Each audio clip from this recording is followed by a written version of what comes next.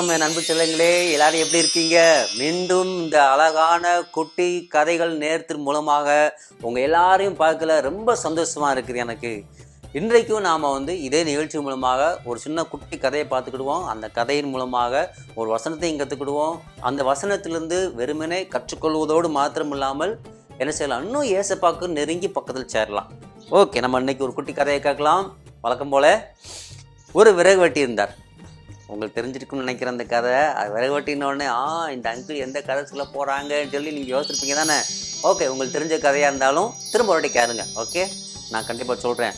அந்த விறகு வெட்டி என்ன செஞ்சாராம், டெய்லி காட்டுக்கு போயிட்டு தன்னுடைய கோடாரியை கொண்டு விறகு வெட்டி அதில் கிடைக்கக்கூடிய மரங்களெல்லாம் விறகுலாம் கொண்டு வந்து சந்தையில் போய் விற்று அந்த பைசா வச்சு தான் அரிசி வாங்கி பருப்பு வாங்கி மற்ற மளிகை சாமான்லாம் வாங்கி வீட்டில் சாப்பிடுவார். அவன் மனைவி பிள்ளைகளும் கொடுப்பார். ஓகே, இதுதான் விறகு வெட்டியோட யதார்த்தமான வாழ்க்கை. டெய்லி காட்டுக்கு போகணும், விறகு வெட்டணும், அதை பத்திரமா கொண்டு வந்து சந்தையில் விற்கணும். விற்றதுக்கப்புறம் அந்த காசை கொண்டு போய் பொண்டாட்டி கையில் கொடுப்பாங்க. வீட்டம்மா அதை வாங்கி அதை கடையில் கொண்டு போய் அரிசி பருப்பு சாமான்லாம் வாங்கிட்டு வந்து சமையல் பண்ணி பிள்ளைகளுக்கும் கொடுத்து அவருக்கும் கொடுப்பாங்க. ஆமாம்ல, இதுதான் அவங்களுடைய அன்றாடமான யதார்த்தமான வாழ்க்கை. ஒரு நாள் என்ன செஞ்சாராம், போயிட்டு இருக்கும்போது ஒரு சளிப்போடு போனாராம். என்னடா இது வாழ்க்கை, டெய்லி விறகு வெட்டுறோம், அதை கொண்டு போய் சந்தையில் விற்கிறோம், அதை கொண்டு போய் அப்படி விற்கிறோம். சில நாள் நிறைய பைசா கிடைக்குது, சில நேரம் கொஞ்சம் கிடைக்குது, சில நேரம் நல்ல வயிறார சோறு சாப்பிட்றோம், சில நேரம் அரை உரையாக சாப்பிட்றோம். என்ன செய்யலாம், சரி நமக்கு கடவுள் ஒரு நல்ல ஒரு வழியை காட்ட மாட்டுக்காரேன்னு சொல்லி யோசனையோட ஒரு கவலையோடு போய்கிட்டு இருந்தாங்களாம். அப்போ போயிட்டு இருக்கும்போது தூரத்தில் ஒரு புலி ஒன்று வந்துச்சு. புளியை பார்த்தோன்னே இவருக்கு ஒரு பயம். ஐயோ புலி, ஐயோ இந்த காட்டுக்குள்ளனாலே புலி சிங்கம்லாம் அலையிறது சகசம் தானே. புளியை பார்த்தோன்னே ஒரு பயம். ஆனாலும் எப்பவும் போல் காட்டில் நிறைய மிருகங்கள் வர்றதும் அதனால் ஒரு ஆபத்துக்கள் இருக்குன்னு சொல்லி அவர் முன்கூட்டியே தெரிஞ்சதுனால என்ன செஞ்சார்னா, அருகில் இருந்து ஒரு பெரிய மரத்தில் ஏறி போயிட்டார். மேலே ஏறி மேலே ஒரு கிளையிலேயே உட்காந்துக்கிட்டு இந்த புளி அங்கிட்டு போனோடனே திரும்ப இறங்கி போகலான்னு சொல்லி பார்த்துக்கிட்டாராம். ஆனால் புளி எப்படி வந்தது அப்படி போயிடுச்சு. போனவுடனே திரும்ப அப்பா புளி போயிடுச்சுன்னு சொல்லிட்டு இறங்கி திரும்ப போய்கிட்டு இருந்தாராம். திரும்ப போயிருக்கும்போது அங்கே தூரம்னு பார்த்தா அந்த பக்கம் ஒரு நரி ஒன்று இருந்துச்சு. நரியை பார்த்த உடனே சரி, நரி பெரிய ஆபத்து உள்ள மிருகம் இல்லை தான், இருந்தாலும் நரிக்கு பக்கத்தில் போய் அதோடய சண்டை போட முடியுமா? ஒரு நாயை பார்த்தாலே நாயை நம்மளை பார்த்து பல்ல காட்டும்ல, அது மாதிரி நாயும் அந்த நரியும் நம்ம என்ன செய்வோம் போல் கடிச்சு வச்சிருமேன்னு சொல்லிட்டு வேறு வழியாக போகலான்னு சொல்லி பார்த்தா அந்த நரி இவரை பார்த்துருச்சு. நரி ஐயோ நரி சரி நம்மளை பார்த்தானா அது நம்மளை பார்த்து பயந்து ஓடுமோ நினச்சிட்டு யோசிச்சுருந்தாராம். ஆனால் நரி இவரை பார்த்து பயப்படவும் இல்லை, பயந்து ஓடவும் இல்லை. அதே சமயம் நரி அவரை பார்த்து பயங்காட்டவும் இல்லை.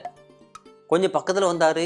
அப்பவும் நரி எந்த ரியாக்ஷன் இல்லாமல் அப்படியே கிடந்தது. அப்போ தான் தெரிஞ்சது, பக்கத்தில் வர பார்த்தா நரியோட காலில் அடிபட்டு, நரி எங்கேயோ போய் விழுந்திருக்கும் போல் அது கால் நல்லா அடி விட்டு பிளட்லாம் ஐயோ அம்மான்னு சொல்லி வலி தாங்காமல் அப்படியே பேன்னு கிடந்தது. இதே நமக்கு வலி விழுந்தானே செய்வோம், நமக்கு கீழே விழுந்து கை விழுந்துச்சுன்னா அது மம்மி நான் கீழே விழுந்துட்டேன்னு சொல்லி அழுதுகிட்டே வரும் தானே.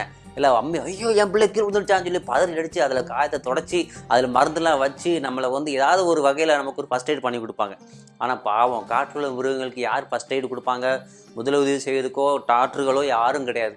ஸோ அதுகளாக அதனுடைய புண்ணுகளுக்கு காயத்தை ஆற்றிக்கொள்வது தான் அதனுடைய பண்பு. அப்போ அந்த நரி என்ன செஞ்சதுன்னா, காலில் அடிபட்ட காயத்தோடு படுத்துருக்குது அப்படின்னு சொல்லிட்டு இருக்கும்போது அப்போ சரி பாவம் நல்லவேளை அதுக்கு அடிபட்டுருக்கு, நம்மளை கடிக்க வராதேன்னு சொல்லிட்டு அவர் அங்கேருந்து போயிட்டார்.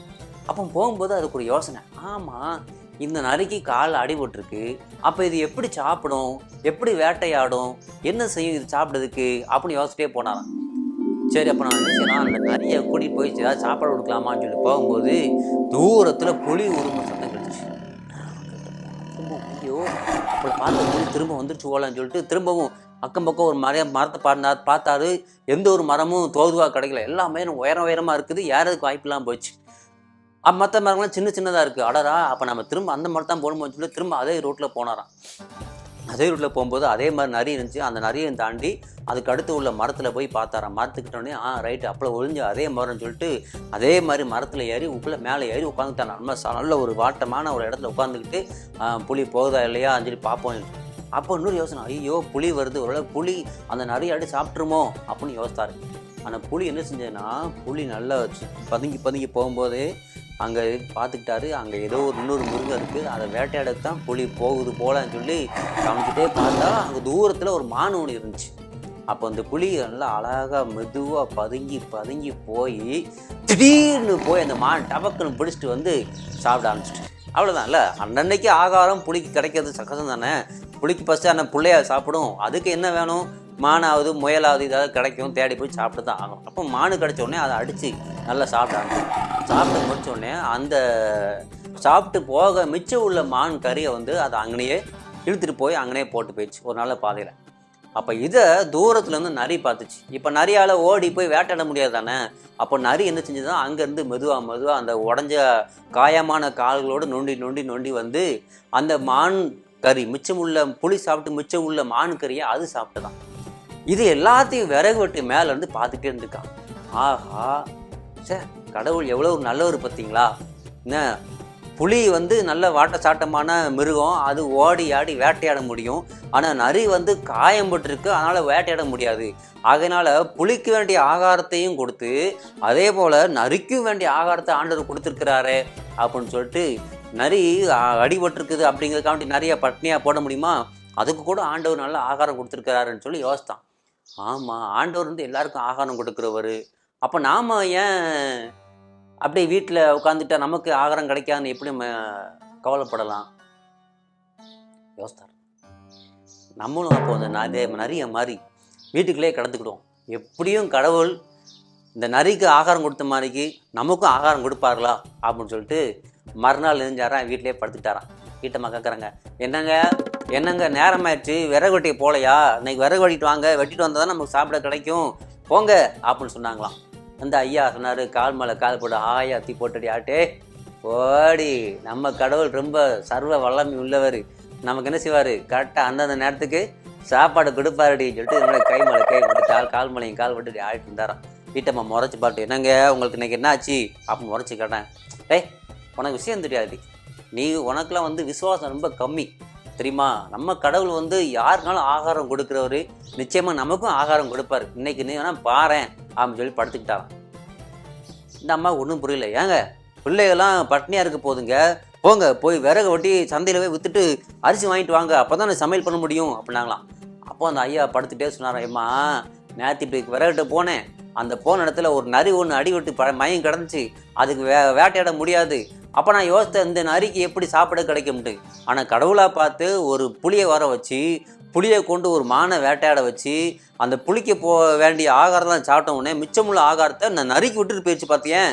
அப்போ இது கடவுள் செயல் தானே. அதே மாதிரி நமக்கும் நிறைய போஷித்த அந்த ஆண்டவர் இன்னைக்கு நமக்கும் ஆகாரம் கொடுப்பாருமா அப்படின்னு சொல்லிட்டு ஏன் படுத்துக்கிட்டாராம். என்ன பிள்ளைங்களா, இது தப்பா ரைட்டா? நரி வந்து கையில் அடிபட்டுருக்கு, காலில் அடிபட்டுருக்கு, அதனால் ஓட முடியல, வேட்டையாட முடியல, படுத்துருந்தது. ஆண்டவர் அதுக்கு ஆகாரம் கொடுத்தார். ஆனால் விறகு வெட்டியோட வாட்ட சாட்டமான உடம்பை வச்சுட்டு அவர் கீழே படுக்க முடியுமா? அப்படி ஹாயா சோம்பேறியை உட்காந்துக்கலாமா? அது தப்பு தானே. இல்லை, முடியாதவங்களுக்கு கடவுள் வந்து நேரடியாக சில நேரங்களில் உதவி செஞ்சிடுவார்.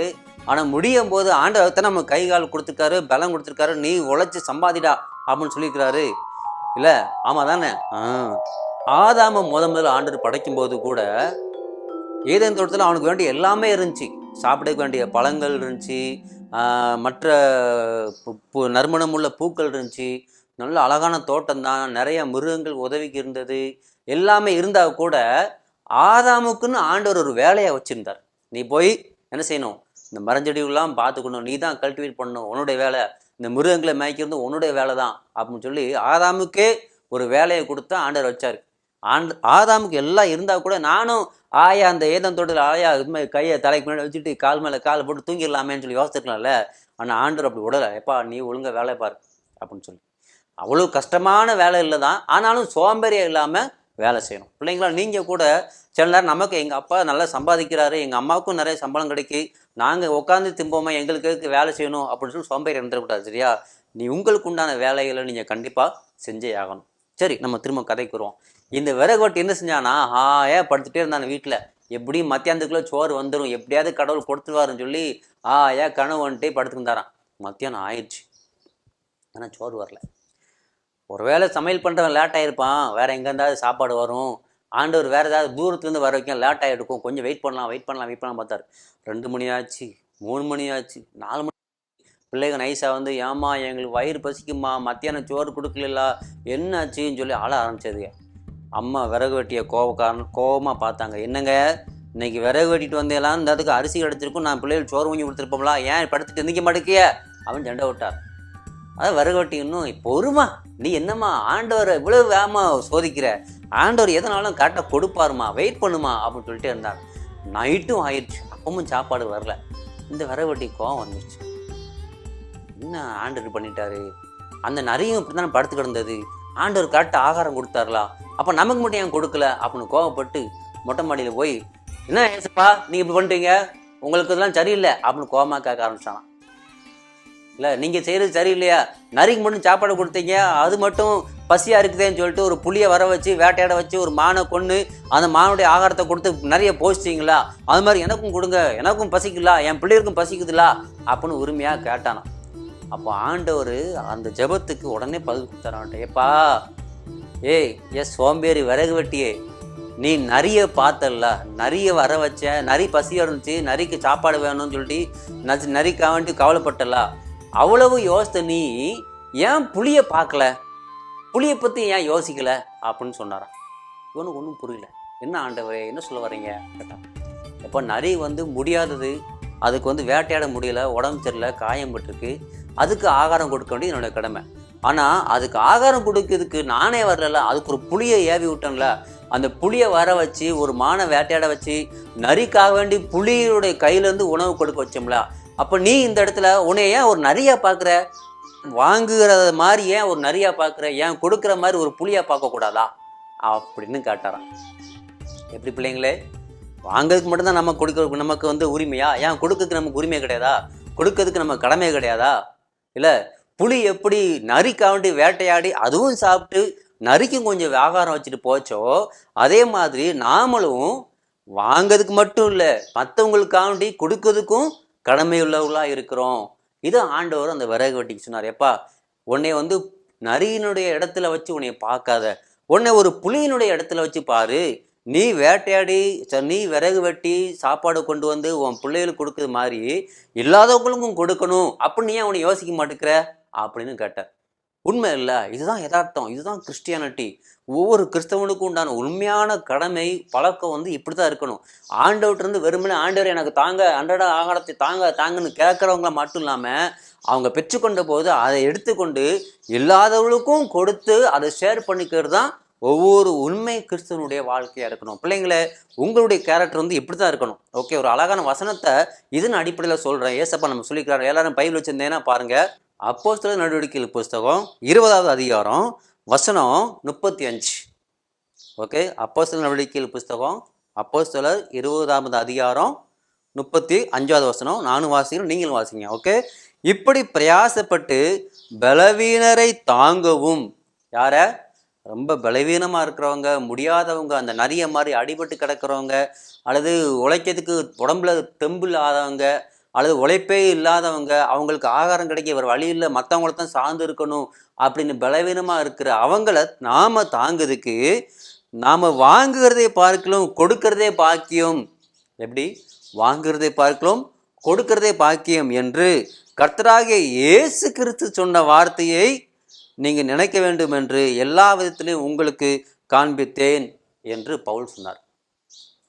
எப்படி? பவுல் அவருடைய வார்த்தையை சொல்ல, இயேசு கிறிஸ்து சொன்னாரு, நம்முடைய ஏசப்பாங்க, நம்ம ஏசப்பாவே தான் இதை சொன்னாரு. எப்படி சொல்லியிருக்காராம்? வாங்குகிறதை பார்க்கலாம், சொல்லுங்க, வாங்குறதே பார்க்கலாம் கொடுக்கறதே பாக்கியம். Very good. வாங்குறதே பார்க்கலாம் கொடுக்கறதே பாக்கியம். நம்ம அப்பா அம்மா கிட்ட நிறைய வாங்குவோம், ஓகே. ஆனால் வாங்குறத அதை காட்டிலும் நிறையா பிள்ளைங்க அவங்க அப்பாட்ட நிறைய வருமானம் இல்லாதனால ஒன்றும் இல்லாமல் வெறும் கையோட சர்ச்சுக்கு வருவாங்க, ஸ்கூலுக்கு வருவாங்க. நம்மளாம் வெளியே கடையில் போய் நமக்கு ஸ்நாக்ஸ் டைமில், டீ டைமில், பிரேக் டைமில் ஏதாவது வாங்கி சாப்பிடுவோம். நம்முடைய ஃப்ரெண்ட்ஸ் ஒன்றும் வாங்காமல் நம்மளை வேடிக்கை பார்த்துக்கிட்டு இருப்பாங்க. ஏன்டா நீ உனக்கு ஒன்றும் வாங்கலையா, முறுக்கு வாங்கலையா, மற்ற ஸ்வீட் வாங்கலையா, கேக் வாங்கலையா, ஐஸ்கிரீம் வாங்கலையான்னு சொல்லி கேட்போம். அப்போ அந்த பிள்ளைங்க ரொம்ப சோகமாக ரொம்ப வருத்தமாக சொல்லுவாங்க, இல்லைடா எங்கள் அப்பா இன்றைக்கி எனக்கு பாக்கெட் மணி எதுவுமே கொடுக்கலடா, எங்கள் அப்பாட்ட பைசாவே இல்லைடா அப்படி ரொம்ப வருத்தமாக சொல்லுவாங்க. அப்போ உடனே நினச்சிவோம், எங்கள் அப்பா தான் பெரிய ஆஃபீஸராகும், எங்கள் அப்பாட்ட நிறைய பைசா இருக்குது, பற்றியா எனக்கு 100 ரூபா கொடுத்துருக்காரு எனக்கு அப்படின்னு சொல்லி பெருமை அடிக்கிறத விட, பரவாயில்லடா எங்கள் அப்பா கொடுத்துருக்காரு நம்ம சாப்பிட்லாமே அப்படின்னு சொல்லிட்டு நமக்கு ஒரு ஐஸ்கிரீம் வாங்குறது மாதிரி அவனுக்கும் ஒரு ஐஸ்கிரீம் வாங்கி கொடுத்தா அதுதான் உண்மையான ஏசப்பாடு பிள்ளை கூட அர்த்தம். அதான் வசனம் சொல்கிறாங்க, வாங்குகிறதை பார்க்கிலும் கொடுக்கறதே பாக்கியம். இது ஏசப்பா நமக்கு சொல்லிக் கொடுத்த வசனம். அப்போஸ்தலர் புஸ்தகம் 20ஆம் அதிகாரம் 35ஆம் வசனம், பலவீனரை தாங்க வாங்குறதே பாக்கியம் கொடுக்கறதே பாக்கியம் என்று ஏசப்பா சொன்ன வார்த்தைகளை அன்றைக்கி ஞாபகம் வச்சுங்க.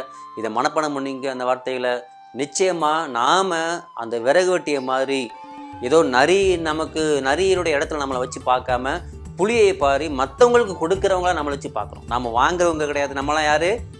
கொடுக்குறவங்க. ஆமாம், மற்றவங்கள்கிட்ட இருந்து நமக்கு ஏதாவது கிடைக்குமா, யாராவது நமக்கு உதவி செய்வாங்களா அப்படின்னு சொல்லி மற்றவங்கள்ட்ட எதிர்பார்க்கறத விட நாம் யாருக்கும் உதவி செய்யலாமா, நாம் யாருக்கும் கொடுக்கலாமா அப்படின்னு சொல்லி யோசித்து பாருங்க. என்ன பிள்ளைங்களா, அதுதான் உண்மையான ஏசப்பாவோட பிள்ளைங்களுக்கு அழகு. ஏசப்பாவே சொன்ன வார்த்தை இது. ரொம்ப அழகான அற்புதமான பொக்கிஷமான வார்த்தைகள். மீண்டும் இந்த வசனங்களை ஞாபகம் வச்சுக்கோங்க. அப்போஸ்தலர் புஸ்தகம் 20ஆம் அதிகாரம் 35ஆவது வசனம், வாங்குகிறதை பார்க்கிலும் கொடுக்கிறதே பாக்கியம். கர்த்தர் நம்மை ஆசீர்வதிப்பாராக. மீண்டும் அடுத்த நிகழ்ச்சி சந்திப்போம். அதுவரை நன்றி, வணக்கம்.